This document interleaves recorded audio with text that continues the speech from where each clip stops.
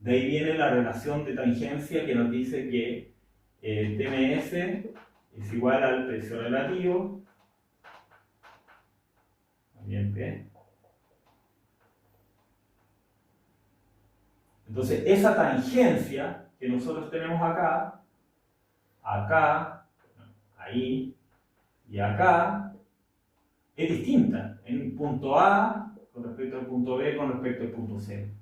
Porque, por ejemplo, en el punto A estamos consumiendo mucho de Y, muy poco de X. Entonces, para consumir una nueva unidad de X, es decir, para avanzar en este eje, estoy dispuesto a ceder en mucho de Y.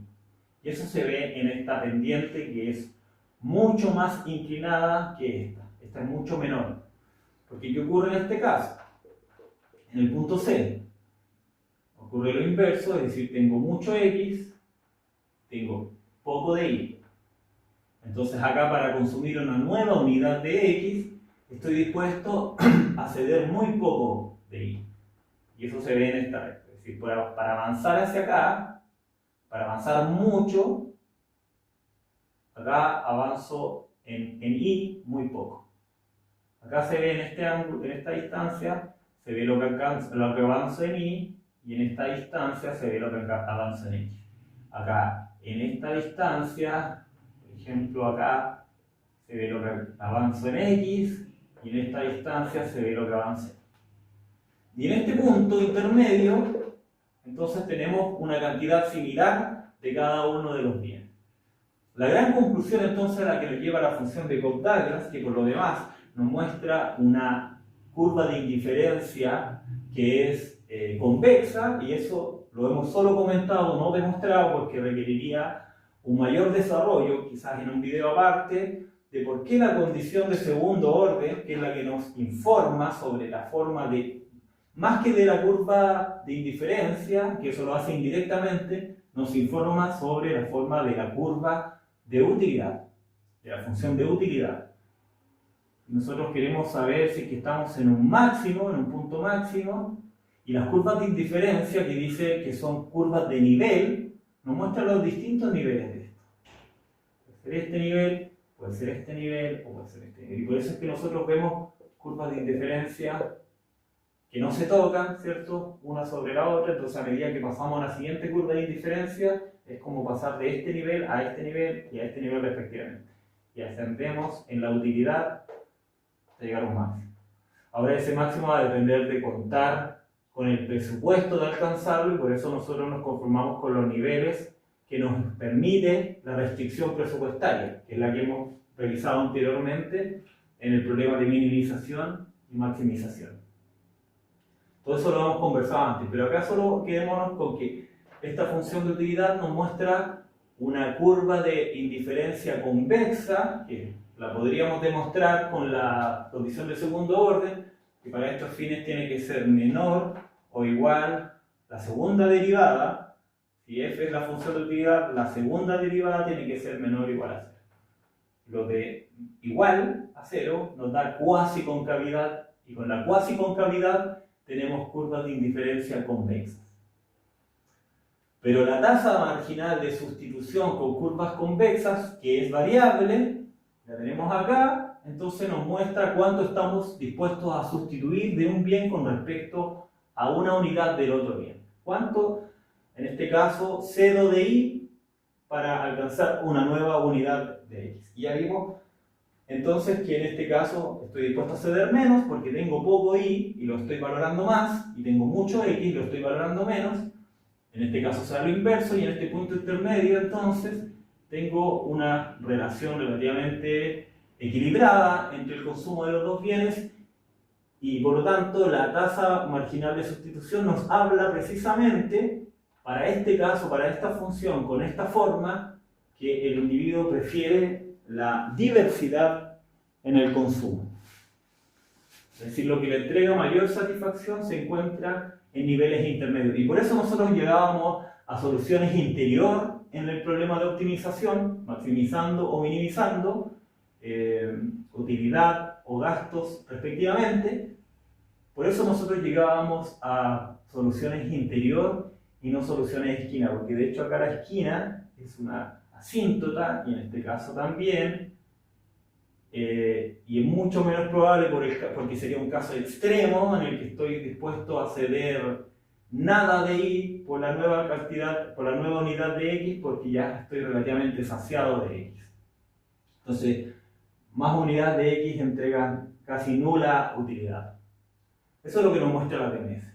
Ahora, este análisis gráfico es súper útil para entender lo que ocurre con otro tipo de funciones como la que vamos a revisar ahora, que es la función de utilidad, la función de x e y, pero de sustitutos perfectos. Vamos a usar parámetro alfa para que se entienda mejor la relación con el ejemplo anterior, y parámetro beta, pero va a tener esta forma que es distinta a esta claramente. Acá tenemos dos términos, acá tenemos un término, acá es un producto, acá es una suma, acá los parámetros son elasticidad, es decir, son exponentes, acá los parámetros son preferencias o ponderadores de las preferencias que se encuentran como factores de la cantidad consumida de los bienes. Acá el problema algebraico es mucho más directo.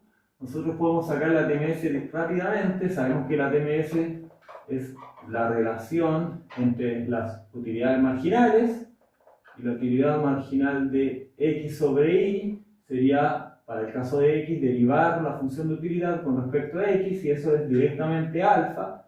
Acá no tenemos x, solo acá la derivada es alfa, y acá la derivada de y es beta, y ya tenemos la tasa marginal de sustitución subjetiva. Y esa es la que nosotros podemos igualar entonces a los precios relativos.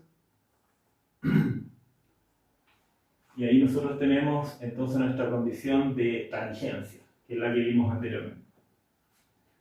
Con esta condición de tangencia, nosotros usualmente lo que hacíamos cuando estábamos con una curva Douglas era despejar x y despejar y. Y eso lo reemplazábamos después en nuestra restricción presupuestaria y podíamos encontrar las demandas, ¿sí? Pero acá nosotros no podemos hacer esto.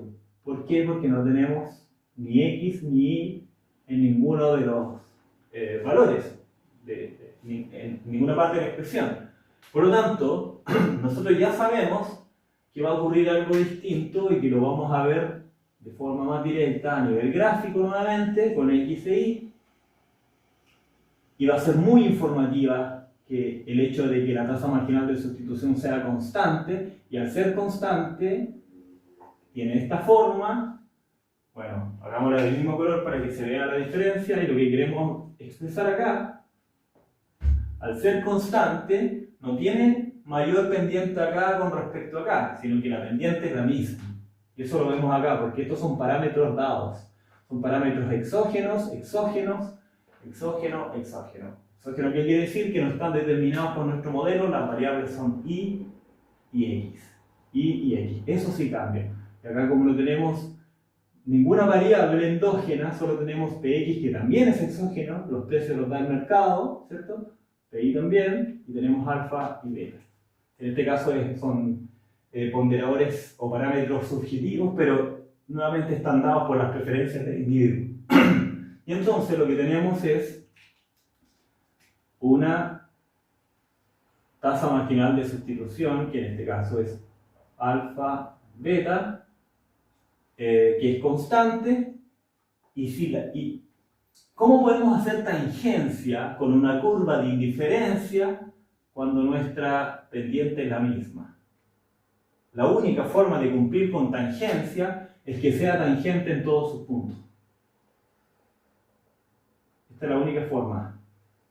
De lo contrario, sería una secante, si es que la atraviesa, o si tuviese una curva que nunca la toca, no habría tangencia en ningún punto. La única forma entonces que haya tangencia es que sea a lo largo de toda la recta. Y aquí tenemos entonces una curva de indiferencia que ya no es convexa, sino que es recta.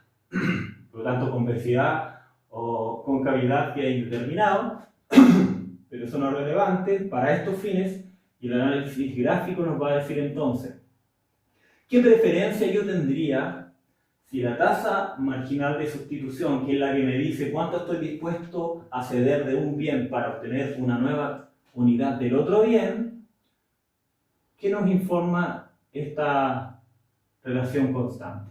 Que es que acá estoy dispuesto, en este punto estoy dispuesto a dar lo mismo de un bien con respecto al otro que acá. Eso nos dice la tendencia. Y lo mismo acá. Es decir, como la pendiente es la misma, acá siempre estoy dispuesto a dar lo mismo de y para obtener un nuevo x, lo mismo de y con respecto al nuevo x. Esto que veíamos acá, cuánto cae y para avanzar en x, no cambia en este caso. Por lo tanto, eso en términos económicos nos diría que x e y son sustitutos perfectos de y su nombre, porque el individuo está indiferente en consumir de uno o de otro. ¿Qué bienes son usualmente sustitutos? Bueno,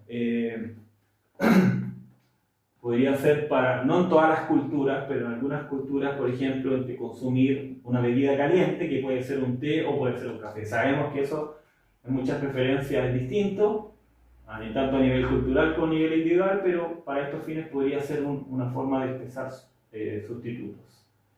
Entonces, entre consumir una bebida caliente o la otra, solo va a preferir cuál consumir con respecto a cuál le sea menos costoso. Entonces, lo que va a determinar en parte qué consume más es, por una parte, el precio de cada uno de los bienes y los parámetros de preferencia de cada uno de los bienes. Pero esos parámetros de preferencia relativamente son iguales a los precios. Entonces, por lo tanto, acá está la relación. Ahora nosotros podríamos decir, si estos son iguales, yo voy a estar indiferente entre consumir acá o acá. ¿Cuál es la demanda de y en este punto? Bueno, es m partido por y. ¿Cuál es la demanda de x acá? Es m, no es por y, sino que es por pi. Y acá por px, ahí sí. Todo el ingreso lo distribuyo en la valoración con el precio de y consumo solamente entonces y. Eso es lo que estoy diciendo con una solución a esquina. Solo consumo y, no consumo nada de x. Y en este caso, solo consumo x, no consumo nada, porque este es el eje 0, nada de y. El caso intermedio solo se podría dar si es que esto no es igual. Es decir, los parámetros, esto es constante y esto da un valor. Esto no necesariamente es constante y esto da un valor. Por lo tanto, si lo de acá es constante y es mayor que esto, ¿qué nos está diciendo? Que estoy dispuesto, para que este valor sea mayor que eso, es que el parámetro de x sobre el parámetro de y es mayor que el precio de x sobre el precio de y. La diferencia de estos precios es menor que la diferencia, ahí se entiende mejor, que la diferencia entre estos parámetros. Y recién ahí podríamos decir, yo voy a estar inclinándome por este punto. Si fuese al revés, si fuese beta menor a px, acá, estaríamos en el caso contrario y por lo tanto estaríamos diciendo que la diferencia entre px y pi es mayor que la diferencia entre los parámetros de diferencia y por lo tanto yo estaría dispuesto para este caso a consumir solamente del bien y. Porque para que la diferencia sea mayor quiere decir que el px es mayor que el y por mucho más que el alfa con respecto al beta, y ese es el precio de x. Que sea mayor quiere decir que este bien es más costoso y por lo tanto este es más barato, consumo el más barato. Y así podemos entender las demandas que son esquina en estos dos casos. Pero en este caso queda indeterminada, en este caso estamos acá. Estamos acá. Y como son sustitutos, puedo consumir de uno o de otro, me entregan la misma utilidad, no vamos a saber en qué punto en específico, y podríamos decir que entonces en ese caso la demanda queda indeterminada. Y estos son los tres casos de demanda entonces. Ya tenemos el caso en el que consumo solo y Tenemos el caso en el que consumo solo X y tenemos el caso en el que la demanda queda indeterminada para sustitutos perfectos.